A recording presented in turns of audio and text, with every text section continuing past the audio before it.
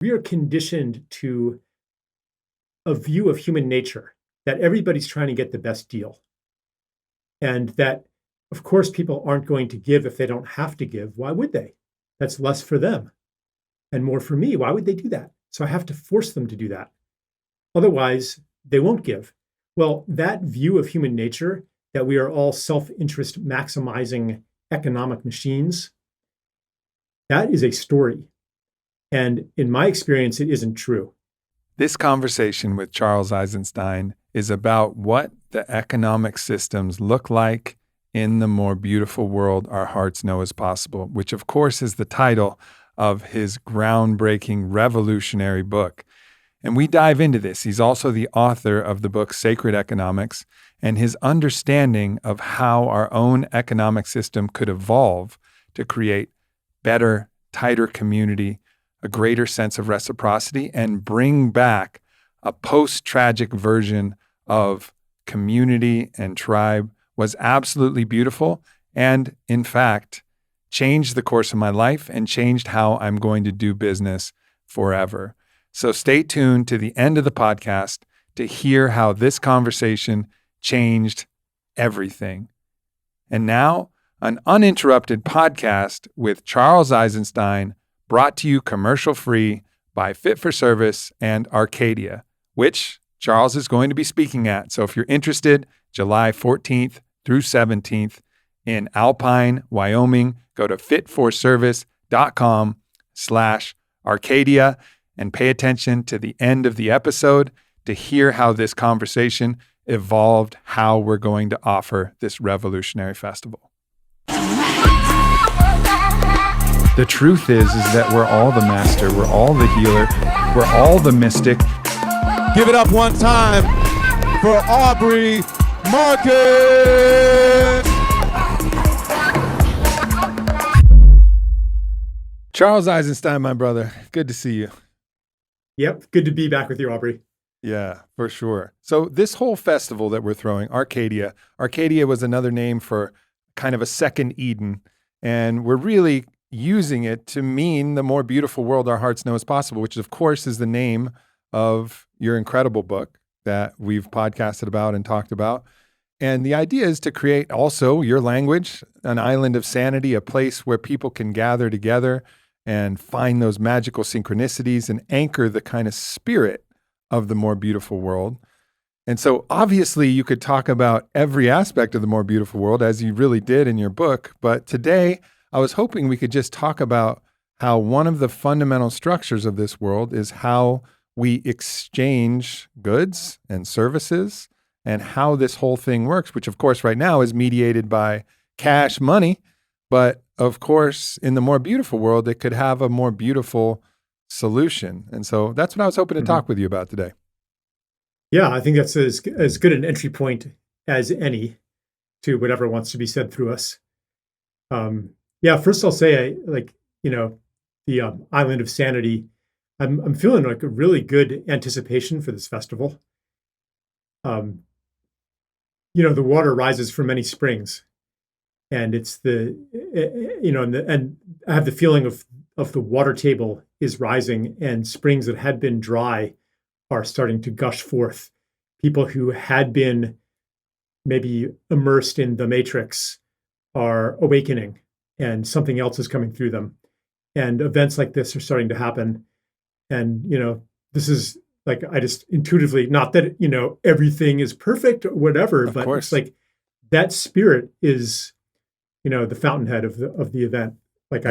So I'm looking forward to it, and happy to invoke that in our conversation today. Yeah. So as far as economics, I think just even to start with the way that you introduced it, about how we conduct transactions, how we provide goods and services. So the core of what I call sacred economics, it's not the transaction. It's something underlying that, which is the gift. In traditional societies, but even in our own lives to some extent, there's exchange in some relationships, But there's also relationships where, I mean, you could look at it through the lens of exchange, and some anthropologists do, or transaction. But really, the way it's experienced is I'm giving or receiving. And it may not be that I receive from the same person to whom I give.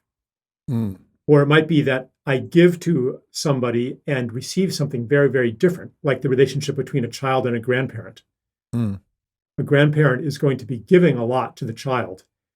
And what the child gives back to the grandparent, it's not something very tangible.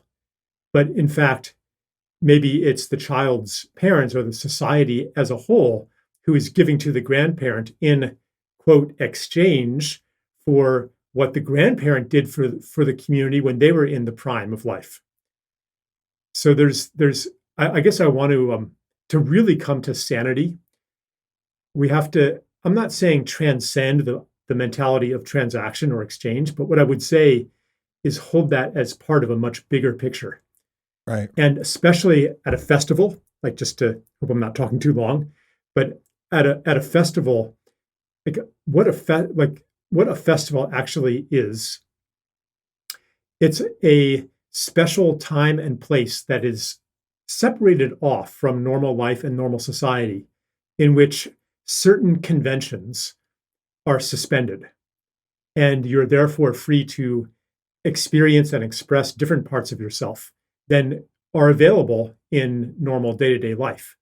So at a festival, it's a really beautiful moment to experiment, and like Burning Man does this really well, of course, but to experiment with, how about we operate in another paradigm besides the exchange?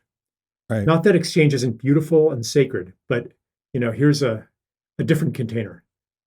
It's amazing what that does to the individual when you experience something that goes against the convention of the norm, which is, even if you give something to someone, typically you're receiving the wow, the graciousness, the thank you, and you get this immediate feeling.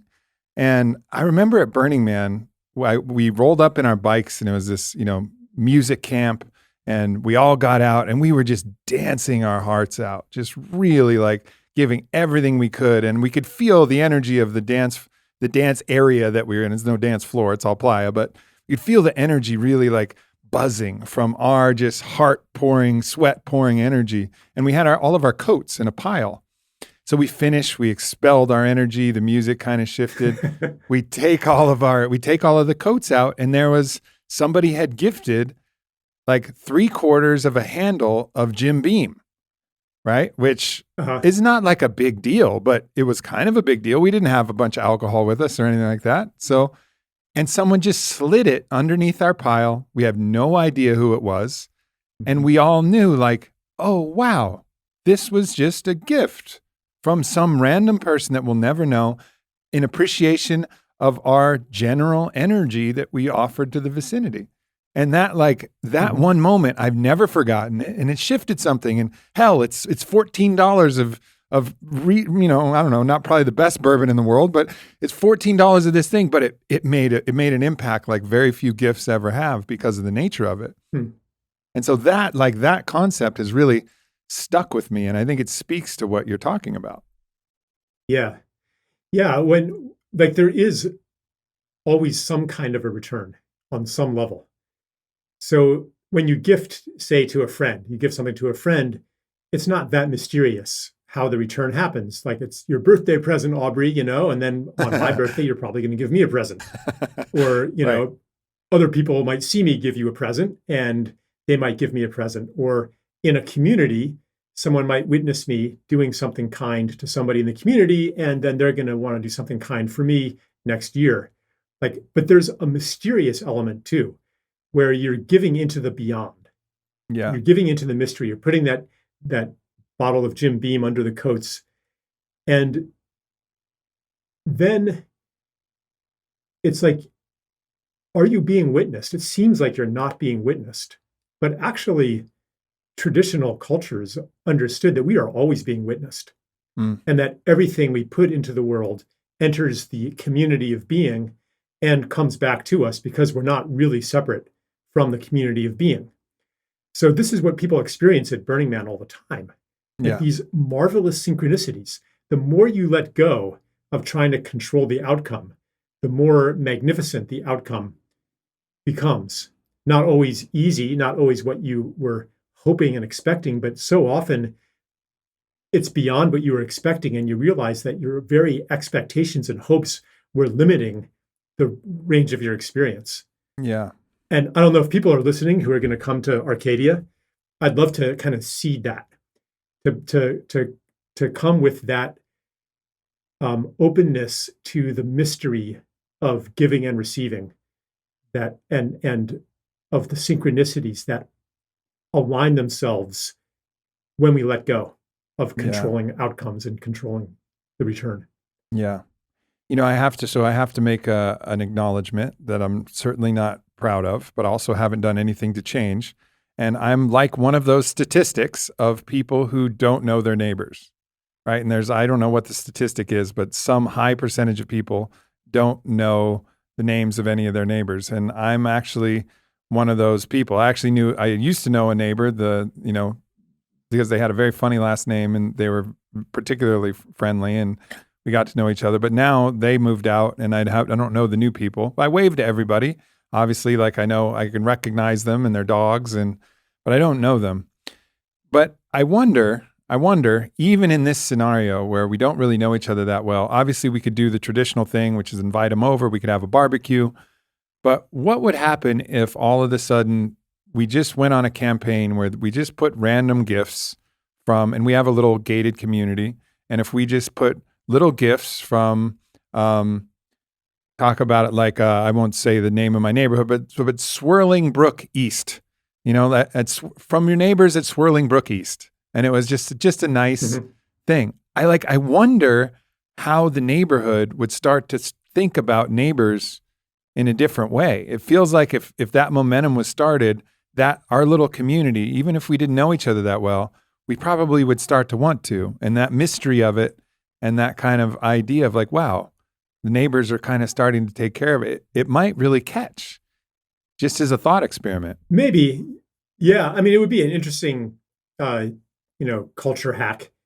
It could also be one of those things that like makes a little ripple that just dies out again, Right, simply because, I mean, there's a reason why no one knows their neighbors in a neighborhood like yours. I mean, I've been to your neighborhood. It's not the kind of place where you're seeing a lot of neighborhood cookouts, and street hockey and stuff. No. And the reason that people, I mean, this is true even of less affluent neighborhoods. It's the reason that people don't know each other is that they don't need each other. Right. Because everybody is sourcing everything they need, at least as far as they know. Let's not talk about emotional and spiritual needs now, but they're sourcing everything they need through technology and through the market. Mm-hmm. So you can get together with your neighbors. You could make that effort.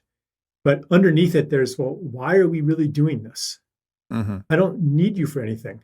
Now imagine if you're living in a village and everybody's growing food and sharing it, and the kids are all playing together and running around outside together.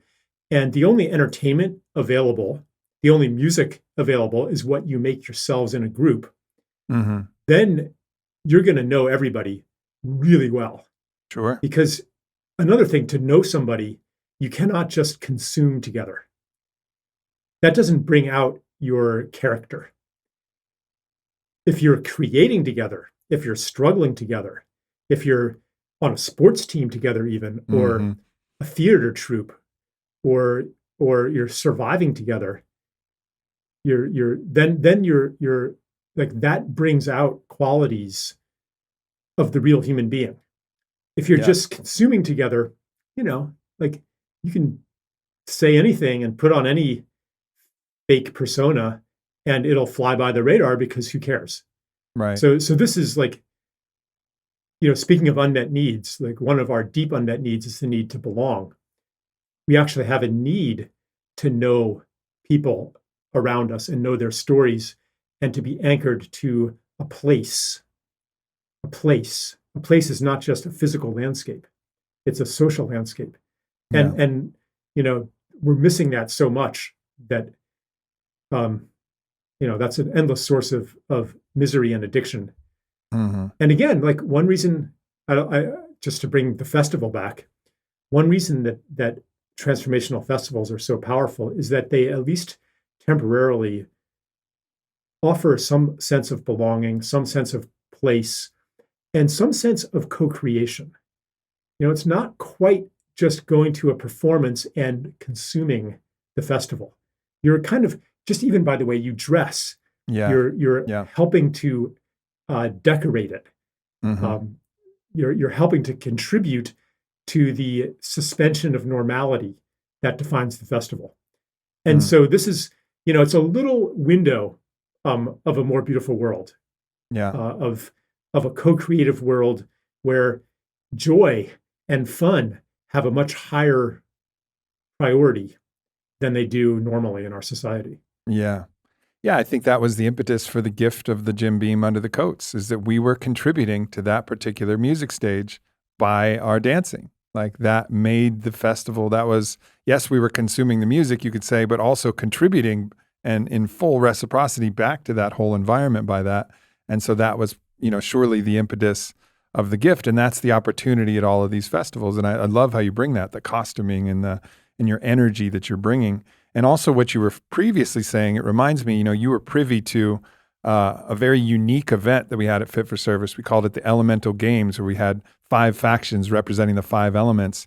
And we actually went into contest with each other, some form of Greco-Roman sumo wrestling or ball throwing or mace holding or a variety of different things, or dance off or all of these different things.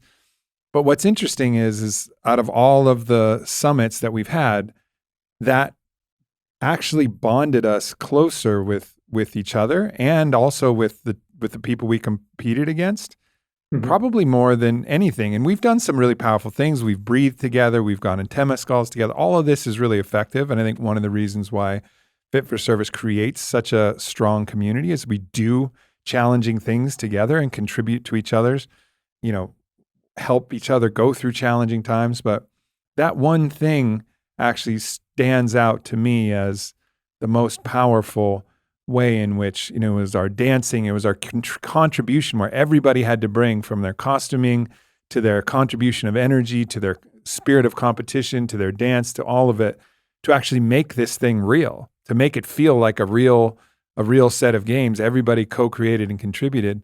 And there was an ecstasy. That permutated the whole summit that time. And so that is like a really good thing to keep in mind, is that when you're building something like that together and competing and doing all of these things, but in the virtuous way, not in the, win, loss, zero sum way, but competing to create something that's more beautiful, it's just really powerful. Yeah. I mean, so interesting you're bringing up competition, which is one of the defining features of economics as we know it, or as it's taught to us. And it got me thinking about the deeper purpose, or like the true purpose, or a true purpose of competition. Because we tend to think of it so much in terms of domination and, division and so forth. But really, one thing that competition has been in my life was an opportunity to refine my gifts and to know my capacities and to know my shortcomings, because they wouldn't otherwise be visible. And also to know what I'm here for. I like to go back to my, days as an athlete. Originally, I think I'm fast. So I'm like, yeah, I'm going to be a sprinter. I'm going to be a sprinter.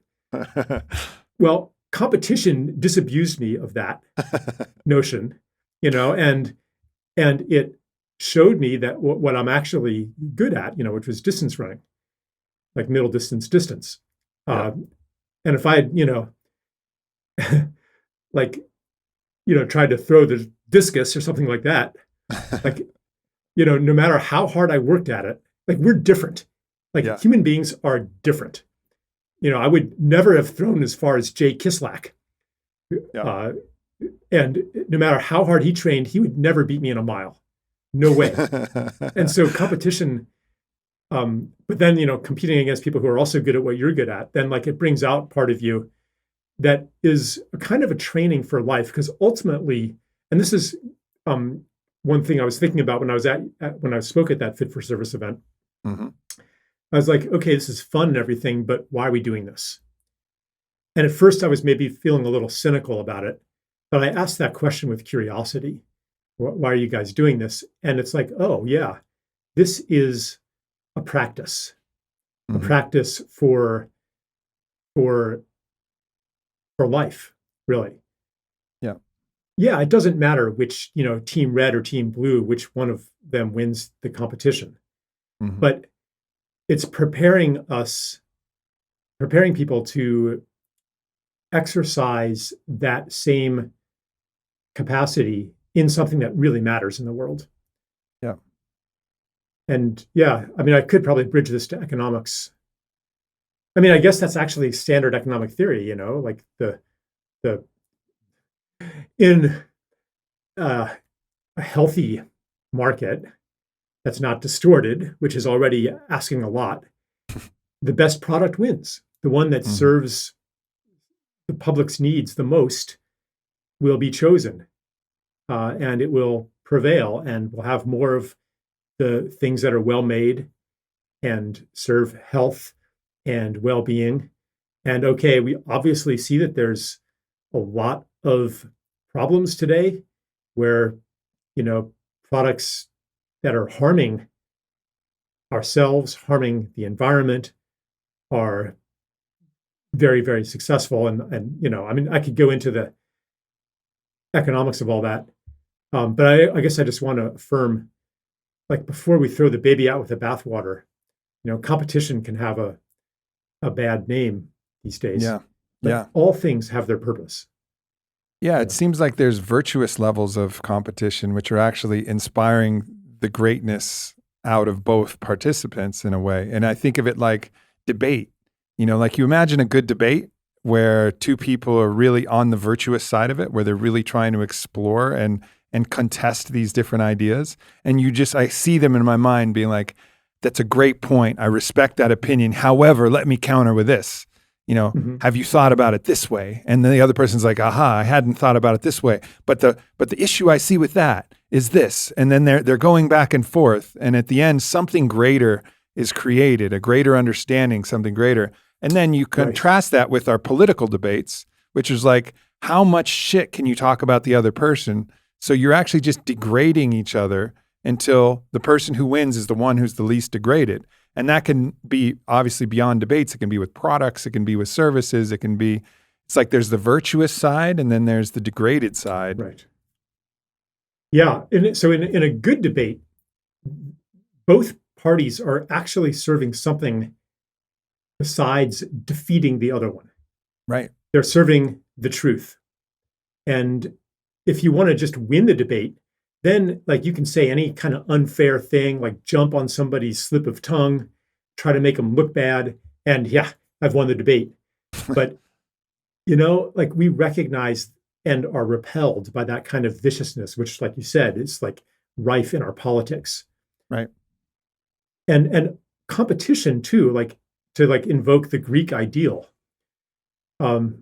It's the purpose isn't to defeat the opponent. It is to achieve something that might involve defeating your opponent. But the Greeks would have said it's like some form of beauty. And I'm going to, I don't know, I'm not sure if it might be a little bit of a stretch, but no, it's like it's in it's service of arte. Yeah, it's in service of arte, of this spirit of arte, of greatness itself. Like how are we? It's in service to that higher, greater thing. And I think economics can be that. How can we create something that's in greatest service to the society at large, to the world at large? Like how can we serve something that's higher in our own way? And that's, I think, the virtuous level of competition in economics. Right.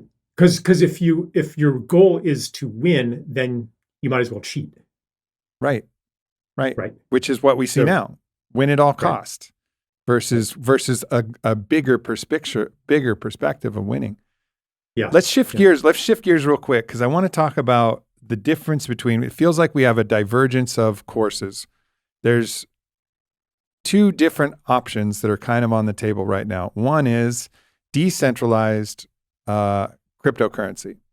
The other is central bank digital currency. Both are a new way to affect transactions and have a monetary vehicle. Just in your mind, what are the differences? Obviously, some of them might be self-evident, but what are your thoughts when I mention those two different pathways? Yeah.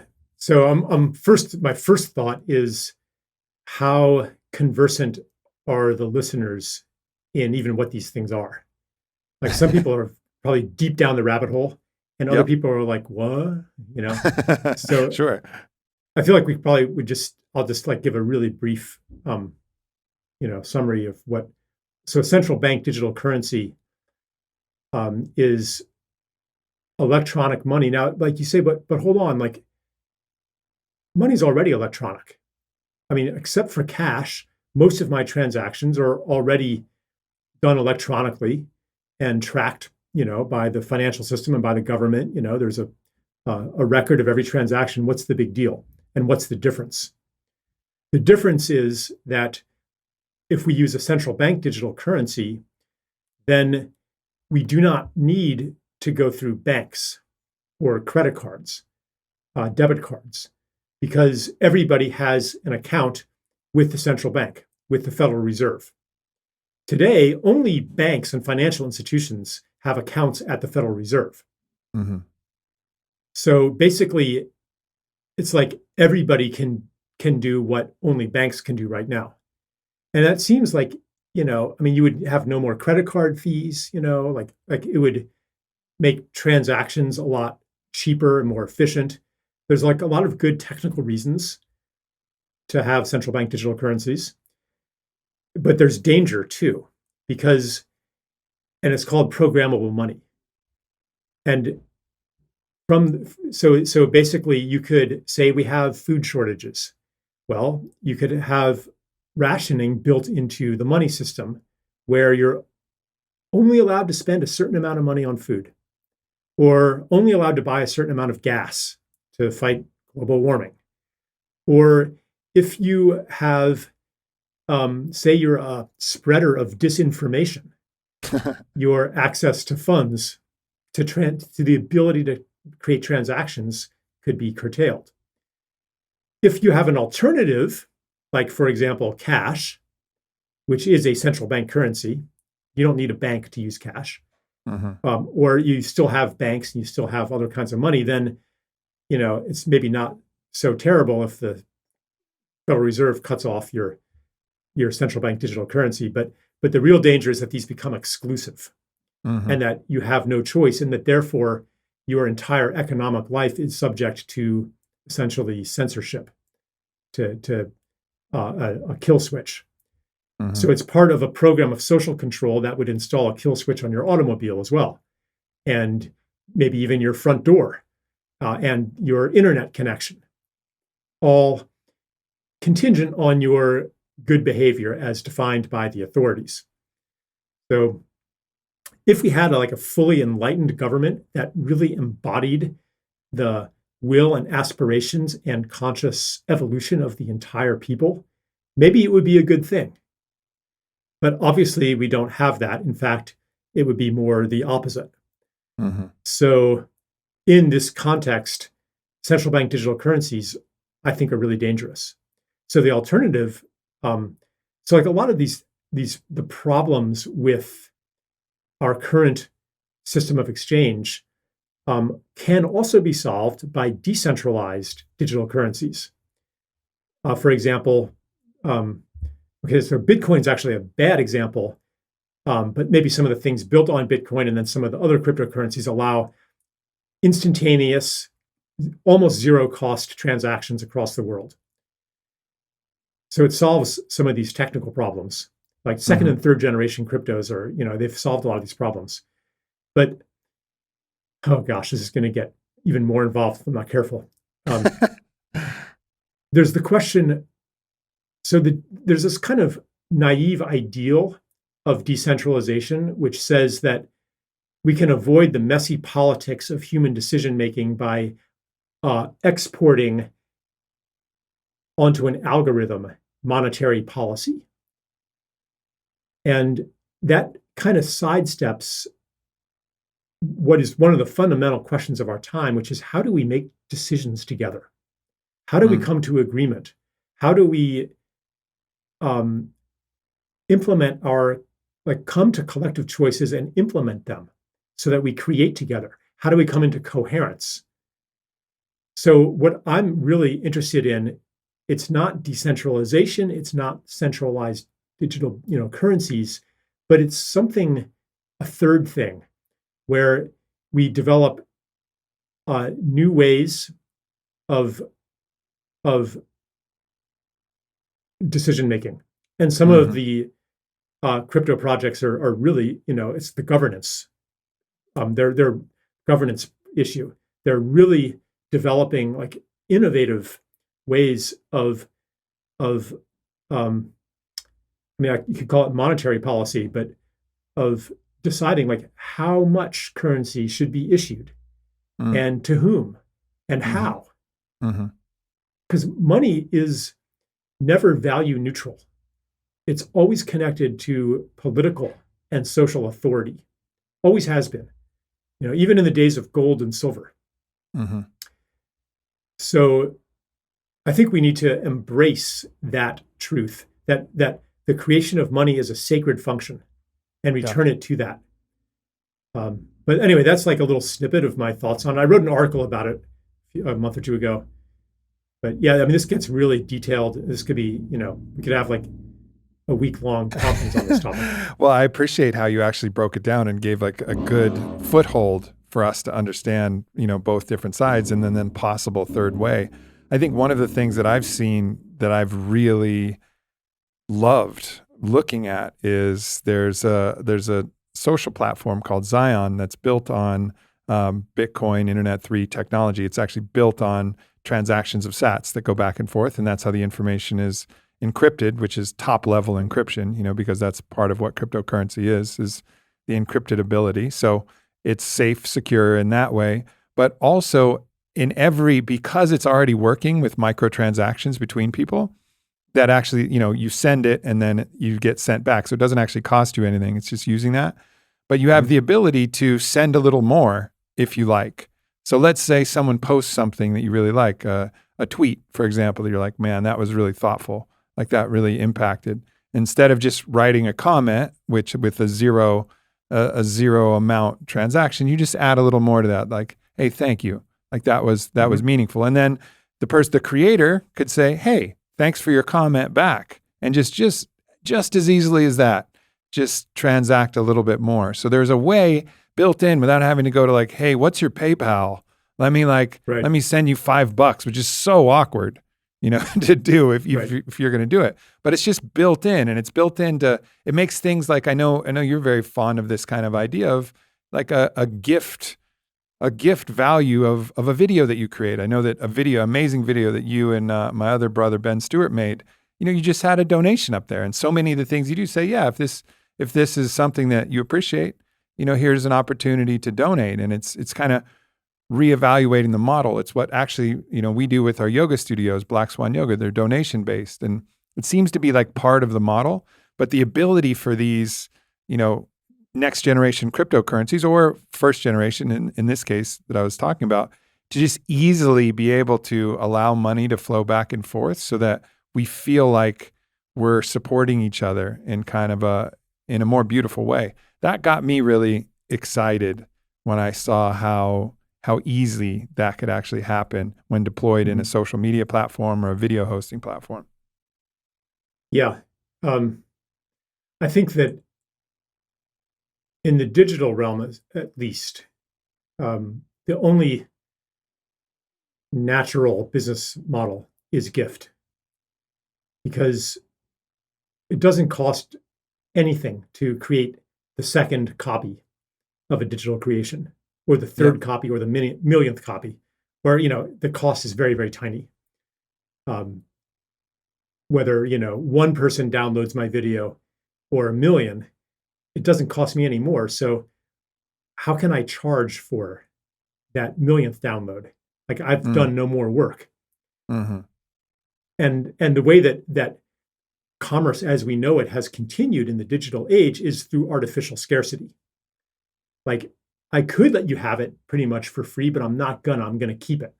Even though you taking it, it's not like I have, widgets in a store, like I'm selling, watering cans in a garden shop and you take it, that's one less that I have.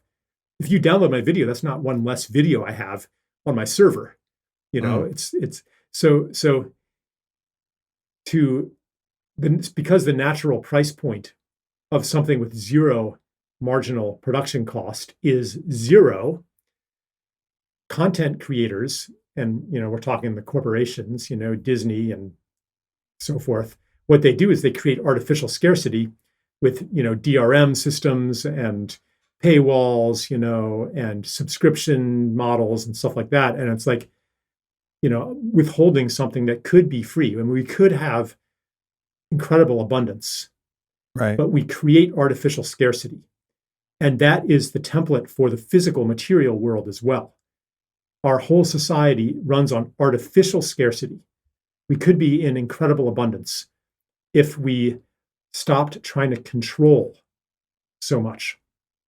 Like just like the system of private property, like if you're very wealthy, you could have the biggest ranch in Texas, but you will have less freedom to freely roam the land than a penniless hunter-gatherer would have had 300 years ago. Like their territory was bigger than the biggest ranch in Texas. Yep. And everybody had that freedom. You could go anywhere you wanted. You look over the landscape. I mean, this is something that I think about a lot. I'm driving along, beautiful New England landscape, all these inviting lakes and hills and stuff. And actually, I can't go to any of them unless it's a park. They're all off limits, and we are constricted. Right. We're like imprisoned in these like little patches of land. Is it because there isn't much land? No, there's land everywhere. And we don't take up that much space. It's because of a system of artificial scarcity. So the digital realm is offering us kind of an easy on-ramp to a gift economy. Yeah. And the way to do it, is like you were saying, like you do it by donation, or with the system you were describing, it could be like a little tip. And yeah, we would be in abundance that way. So how do you respond to, all right, so James Cameron, he's spending hundreds of thousands of dollars to make Avatar 2 and 3. And actually, just as a side note, deeply hundreds appreciate. Of billions, yeah. Yeah, did I say billions? Yeah, hundreds of millions. hundreds of billions. Goodness. We're not in stimulus check land here. All right. So he's spending hundreds of millions to do this, and it would be such a massive leap of faith to offer that with a donation model. Obviously the movie theaters are a different thing. They got rent, they got, seats and popcorn and things like that. So let's leave that aside. But just like they do, if they just offered it, I think the confidence to be able to create something with a hard cost of that magnitude and not have that kind of artificial digital scarcity, which of course, like you said, as many people will watch Avatar, doesn't cost them anymore. But the feeling like, if we don't do this thing, we'll never get our money back. Right. I think that's what's tough for the big pieces that are out there. Oh yeah, it would be, as you used the exact right words, it would be a leap of faith. Yeah. Because we are conditioned to a view of human nature that everybody's trying to get the best deal. And that, of course, people aren't going to give if they don't have to give. Why would they? That's less for them and more for me. Why would they do that? So I have to force them to do that. Otherwise, they won't give. Well, that view of human nature, that we are all self-interest maximizing economic machines, that is a story. And in my experience, it isn't true. So I use this model for all my online stuff and even a lot of in-person stuff. And like it works for me. I mean, I've been doing it for 10 years. I don't charge for any of my online programs. But if there's a donation, people can give zero if they want. And a lot of them do, but a lot of them don't. Like close to half, if it's like an online course, something really substantial, close to half will donate something. Some of them might just give $20, but some of them might give $1,000. Yeah. And, it's working in the sense that, I've been doing it for 10 years. And then when other people encounter the idea, they say, well, I couldn't do that because I have a mortgage to pay, And I'm like, no, you don't understand. This is not a way to make less money. It is not a sacrifice. It is stepping into a different reality, a reality in which human beings, when they receive something, they desire to give in turn. And if they are deeply moved by what they receive, then they desire to give generously. And so I think that if James Cameron, now this is way out of his hands because he's part of an entire, he's a big machine, yeah. Hollywood matrix, with many, many players and so forth. So I don't want to say that it would be easy to do it this way, but just to say, if he did it by donation and the film is as good as the first one, there are a lot of people who would give a lot of money. Fuck yeah. You might even make more money that way. Yeah, and it would take some kind of pioneer like that. Like that would be a move that would have ripples throughout the world. Like that thing. If somebody of that capacity made a movie that was that loved, or Star Wars, for example, obviously that's part of the Disney matrix, and I don't know, they don't have the best reputation for such things, but all things are fucking possible. Who knows about a reputation? It's probably, who the fuck knows? But if someone took that leap of faith and just did that, I mean, maybe it wouldn't do well, but I feel with you. I feel like maybe it would, and if it did, it would change the fucking world to do it at that scale and say this is the biggest grossing movie of all time, and it was based on donations. It'd be like, whoa. And the other thing is, what about the single mom who literally would come out of her grocery money to pay $10 for her and her kids to see this movie? Yeah. Does James Cameron actually want to take her $10? He doesn't. Right. Right. I've not met the guy, but I know people who know him, I mean, he's a human being. He's a feeling, loving human being, just like almost every one of us. He doesn't want to take grocery money from some woman, He would love those people to be able to pay nothing and be compensated for by people who have the means, and that's another thing. You go into these things and you realize, maybe I'll pay a little more because I want this to be shared with the world. And I want to subsidize those who are in a different, who are in financial poverty right now. We can come together. It's just this shift of perception. We can come together as humanity and live in paradise. Yep. Yeah. It's inspiring. It's inspiring to talk to you always, Charles. And in this case, it's personally inspiring because, as I said, we have Black Swan Yoga Studios that have been donation based since the beginning, and it's been the suggested donation because people like to have an idea of, shit, I don't know how much yoga this is, $10. Suggested though, some people pay $0, some people pay $20, but the average we get is $9.10. So, but our classes are full, and we've been voted best yoga studio of Austin 6 out of 7 years. It's so many positive things are happening. So yeah, all right, maybe we're losing 90 cents per customer, but we're probably getting 50% more people showing up. The teachers, this virtuous system has developed.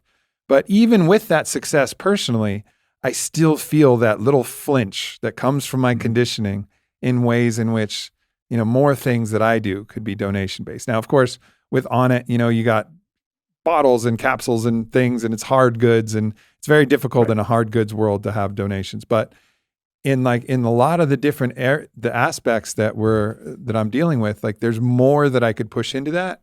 And I just have this feeling, just my whole body feels like if I step into that, the divine is going to meet me the other halfway. And that's the big availability that's waiting. So I'm fucking inspired personally, and also appreciative that you shared this.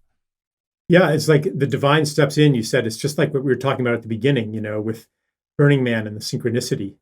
Like you are really stepping into a different reality. And when you do that, then other people step into it with you.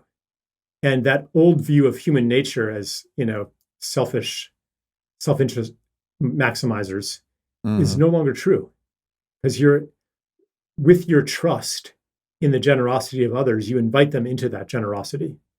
And it's like, the thing is though, like, especially when it comes to, material goods, like, your on-it product line or whatever, we don't have the infrastructure for a gift-based economy. Like, how would you do distribution, right? And we don't also have like the psychological infrastructure for it. Right. So this means like you can't necessarily, go full on gift and have it work. Right. You have to like, but for me, what it is, it's trusting the impulse, keeping my eye on the future, and then and knowing that there's a way to get to that future. And then that attunes me to what is the next step deeper into that reality, deeper toward that future. And, it might be whatever that next step is for me, might be different for you. But usually when you feel that sense of inspiration, there will be something, that feels a little bold, but it's not it's not reckless, It's not like we're going to offer all on-it products for free, kettlebells for free. Kettlebells donation based. Like shit, we ran out of kettlebells really fast. Right. So because people don't have a conceptual category for that. Their category is price or free, but gift is not free. Yeah, it's totally. a totally different mindset. Yeah. Charles, I love seeing you like this, brother. I feel your radiance through the screen, and I've known you for years now, and always I leave every encounter I have with you feeling more alive, and this is no exception. But also, there's another layer of just really enjoying seeing you full of vitality and full of life force. It makes me full of life force as I behold you today. So. Such a pleasure, such an honor, brother. Thanks for being a part of this. Thanks for being a part of not only the inspiration for Arkadia, but also the speaker lineup and your presence there. We're gonna do something really special there. Yeah, I trust that. Absolutely. Thanks everybody for tuning in. Much love. So as I mentioned in the intro, this podcast lit a fire underneath me. And really, I realized that I want to start living and abiding by the principles of economics in the more beautiful world, which, as Charles and I discussed, involves a donation-based model based upon trust and the principles of reciprocity. As Lao Tzu said, trust them and they become trustworthy. And so stepping forward into this new paradigm, it's a paradigm of trust. So what does this mean? We're halfway through the ticket offer process for Arkadia. So there are some logistics that we have to figure out. How do we transition halfway through midstream into a donation-based model where half of the tickets are already sold at the current price that we're offering? And we're sorting that out. There's some contractual obligations we have with artists and venues and all kinds of things that are related. But I want you to trust that it is our intention to do the best we can midstream to transition into this elective, free will, donation-based model, because we trust that stepping forward into this model is going to be a way to lead the new paradigm, to actually have Fit for Service be an act of service to this more beautiful world, and starting with Arkadia. So maybe that just means that we change the way that we offer a refund after people have already bought it if they wanted to, in effect, donate less than already what they bought. Or maybe it means that we'll be able to change the different options of donation for what you want to pay for a ticket. We're still figuring that out at the time of the release of this podcast, but we're going to do our best. And then on a go-forward basis, Fit for Service and all of the courses and everything that is not a tangible item that could be resold, I'm going to offer at a donation-based pricing. Now, the reason that I don't want to offer things that have a tangible price that can be resold, of course, then people can just buy them and then resell them. And I do trust people However, ultimately, there will be that 1 out of 100 or 1,000 or 10,000 people who could take advantage of a system, set up an eBay account or an Amazon account. And so we have to be also reasonable and mindful that not everybody is in the more beautiful world. But for these events, that we can actually offer this, that aren't able to be resold. You can't resell your tickets to Arkadia or to the next core event in Sedona. We're switching to a donation-based model, and all of the online courses that we offer from here forward, once again, it's donation from here on out. And I really credit this to, 1, Charles for his impeccable philosophy, 2, my own connection with what I believe to be the way things can be, what I feel in my own heart. And that's the part of his message, right? It's the more beautiful world our hearts know is possible. My heart knows that this is possible. I trust people. I trust that this will work. And if it doesn't, then of course, that just means that this model is too early and potentially that fit for service is not ready to be in existence at this point in time. And so we'll wait and we'll come back when the culture and the consciousness has evolved. But I don't think that's going to be the case. I believe that it's going to work. And so I'm just incredibly grateful that this conversation happened and incredibly grateful to be able to offer this to the world. When I started on it with Joe Rogan, we always had the idea that we wanted to create a globally disruptive entity. And that was not only the products that we offered, but the way that we did it. The return policy where you didn't have to jump through any hoops and you could just say you didn't like it, didn't have to send anything back, and we'd give you a full return. It was an evolution of the current economic system, but not a revolution of the current economic system. And what we're looking for now is a revolution. This is the time of revolution. This is the time where the way that we've done things and small tweaks to the way that we've done things is not going to be sufficient. It's the time for radical moves where we flip the tables over. And this fills me with energy and passion. And I'm excited to be a part of that and excited to have Arkadia be the first step, not only in ideology, but in the pragmatic and, of course, risk, the unique risk that offering this provides, in which there's so much hard cost. I mean, we've never spent this much money on any event like we're spending for Arkadia because of the musical lineup. And these are some of the best musicians out there in the world that are all coming to perform and some of the best speakers. And so this is a unique risk. Will this work? I believe it will, because I believe in you who are listening, and I believe that the spirit of this will carry the day. And I'm excited. I'm excited about the future. So thank you for listening to this. Once again, the last podcast I did with Zach Bush and this podcast are part of an 8-part series that we're releasing to attendees to Arkadia. These 2 obviously were released to the general public, but all of the other conversation talking about different vectors of what this more beautiful world will look like are going to be made available for all the Arkadia attendees. So if you're a part of this revolutionary event, then you're going to get access to all of that. And if you come to the event, you're going to be participating in a revolutionary act, part of the more beautiful world. And man, it's going to be fun. It's going to be so fun to be there in Alpine, celebrating, living, dancing, breathing, participating in community and tribe and reciprocity and joy and bliss, the antithesis of the deadness of the universe, the way to revivify the life force that really changes everything. It's a step into an alternate reality. It's seeing the world through the eyes of love and possibility. And that's what we're going for. And it depends on all of us coming there and creating that reality. And I believe that we will. In fact, I have no doubts. So for those of you coming, I can't wait to see you there. And for everyone else, I love you madly.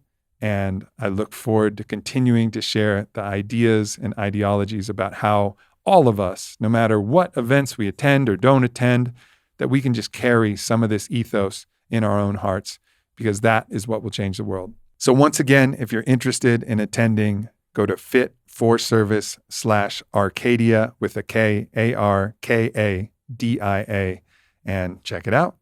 Thanks for tuning into this video. Make sure you hit subscribe. Follow me at Aubrey Marcus. Check out the Aubrey Marcus podcast, available everywhere. And leave a comment. Let me know if this video resonated or what else you would like to hear from me in the future. Thank you so much.